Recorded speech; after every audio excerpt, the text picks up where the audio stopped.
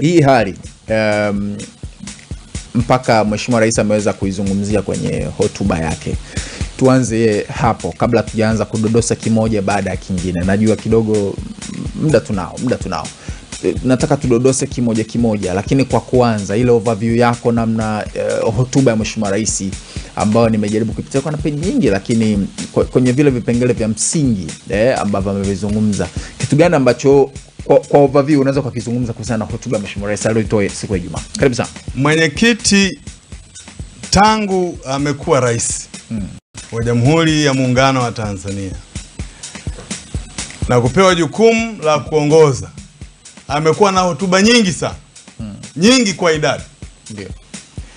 Lakini katika hotuba bora na ambayo ilinifanya na mimi nivutiwe nayo na kusisimkwa nayo ni ile hotuba ambayo alitoa bungeni wakati akizindua bunge.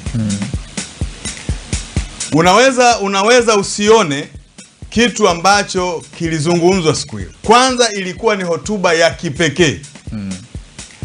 Kwa mimi ambaye huwa nazifuatilia hotuba za marais wanapokwenda kuzindua bunge, pamoja na kueleza mikakati ijayo, lakini huwa wanaanza na marejeo mengi sana. Serikali imefanya hiki, imefanya kile, imefanya hiki, imefanya kile.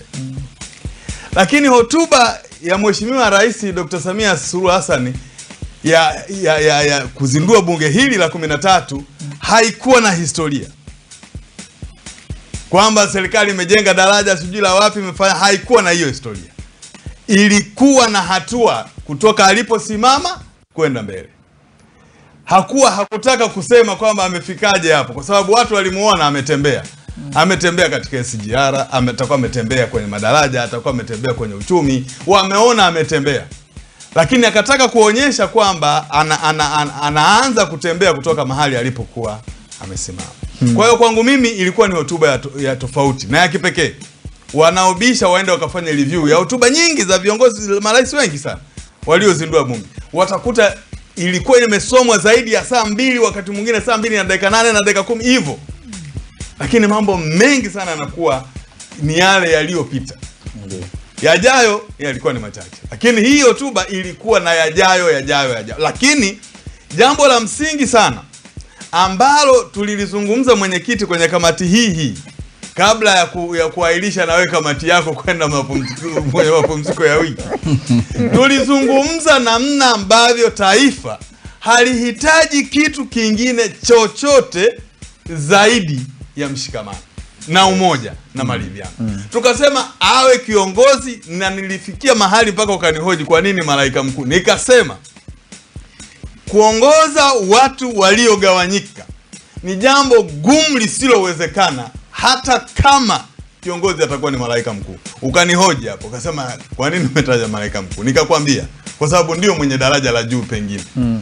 Nilisema hivyo kwa sababu niliona kwamba Tanzania iliyogawanyika haiongozeki na kiongozi shupavu wa namna yoyote, isipokuwa kama tunataka maendeleo, kama tunataka kupiga hatua mbele, turejee kwanza kutengeneza umoja wetu, tuanze safari pamoja. Lakini kama kuna wengine watakuwa wanakwenda kushoto na wengine wanakwenda kulia, hiyo safari haiwezi kuwa safari, ni vurugu tu na hatuwezi kufika. Hilo nililisema. Lakini mwenyekiti, kwa nini nimeipa upekee hotuba? Nimeipa upekee kwa sababu kwangu mimi ilinifikirisha mambo makubwa mawili. Pamoja na mjongeo wa mambo mengine yote aliyozungumza master. Pamoja na yale yote yaliyozungumzwa ya kimaendeleo, ya kimikakati na nini, niligundua Mheshimiwa Rais siku ile alikuwa na mambo mawili muhimu ya kipekee. Jambo la kwanza lilikuwa ni namna ambavyo alikuwa na address usikivu wa kile kinachozungumzwa na kutakwa na wananchi. Utaniuliza kwa nini? Nitakwambia kwamba lililozungumzwa sana lilikuwa ni ghasia baada ya uchaguzi na wakati wa uchaguzi, ambalo alilizungumza kwa uchungu. Akazungumza mahitaji ya vijana, akazungumza mwelekeo wa vijana, akazungumza utatuzi, akazungumza masuala ya katiba, akazungumza masuala ya maridhiano, akazungumza namna ambavyo yeye anataka kuondoka akiacha nchi ikiwa na tabasamu. Nani huyo? Huyo Mheshimiwa Rais Dr. Samia Suluhu Hassan. Kwa hiyo kwangu mimi hilo lilikuwa ni sikio la kusikia yanayozungumzwa. Sasa hilo mwenyekiti ni jambo la kwanza, kwamba alikwenda kwenye hotuba ile akiwa msikivu wa sauti za nyuma za wananchi anaokwenda kuwaongoza katika awamu yake ya mwisho. Lakini jambo jingine la pili ambalo lilinifikirisha na kuiona hotuba ilikuwa ya kipekee, pamoja na appearance aliyokuwa nayo siku hiyo. Kama master utakuwa ulikuwa unamwangalia usoni. Sisi tuliosoma Cuba, ndio maana watu wamesema kiongozi wameangalia tu usoni. Hujawaambia kwamba ulikesha au ulikuwa unasoma sana usiku. Ila wameangalia. Wasomi wa Cuba wameona huyu mbona kama amechelewa kulala. Sasa kwa msingi huo, unapomtazama mtu unakuwa unahisi jambo ndani yake. Mtu mwenye furaha utamuona tu hata kwa kumtazama usoni. Mwenye huzuni utamuona. Niligundua sura yake Mheshimiwa Rais siku ile ilikuwa na mzigo mkubwa sana, ilibeba mzigo mkubwa sana wa uongozi. Kwamba halikuwa urais na ushindi wake, halikuwa jambo lililomfurahisha sana, lililomsherehesha sana, lakini alikuwa ameubeba mzigo wa urais mabegani mwake. Na ndio uliomfanya awe hivyo alivyo, na hata kumfanya atoe sauti hiyo aliyokuwa anaitoa. Kwa nini? Kwa sababu mambo yanayowahusu wananchi ni mengi sana.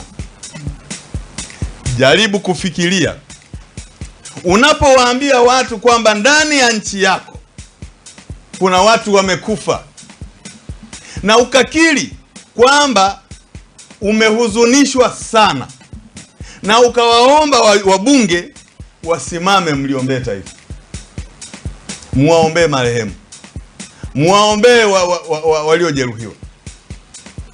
Unadhani ndani ya moyo wako kwa dhamira, hata kama ungelikuwa wewe mwenyekiti, unahisi nini? Utahisi kile nilichokuambia kwamba ulikuwa kwake yeye ni mzigo mkubwa. Kwamba amebeba mzigo mkubwa kwa sababu anapolala na kuamka anaona kwamba yaliyotendeka, kuna watu wamekufa. Kwa ajili ya nini? Kinachoitwa sijui uchaguzi, sijui kinachoitwa demokrasia, sijui kinachoitwa nini, lakini yale yote yako mabegani kwake kwa sababu yeye ndiyo kiongozi mkuu.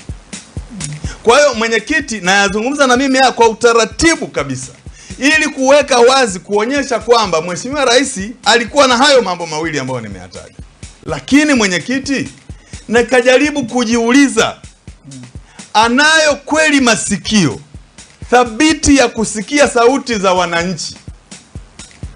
Anataka kuwatendea yale ambayo ameyataja katika vipaumbele vyake kwenye uongozi wake ujao? Nikajiuliza, nani Yuda atakayemsaidia kubeba msalaba?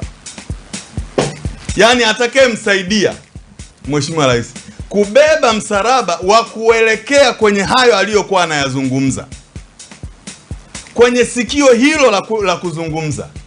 Nikawaza, nikasema ni nani?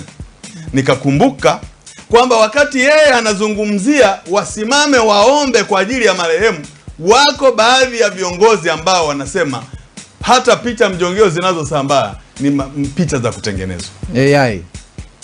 Unataka kusemaje bwana? Niache niseme. Sema. Sijui